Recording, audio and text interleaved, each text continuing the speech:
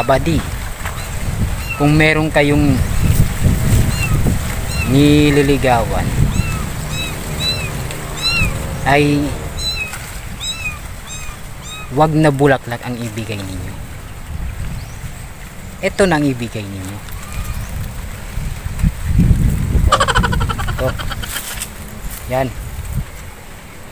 Yung puno ng masaging. Dahil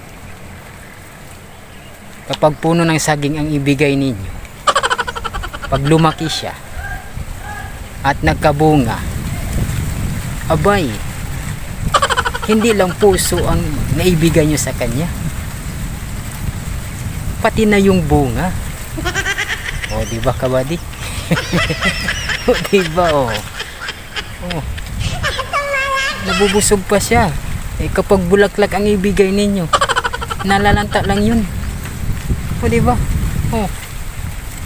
Pag saging, edi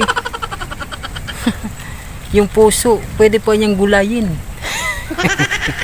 O diba kabady? Oh. Kaya kung sabihin nga ninyo na practical, iyan, practical talaga yan, diba?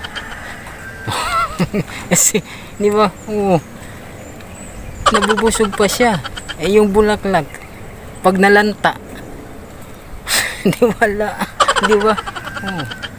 Kaya saging na ang ibigay nyo sa kanya.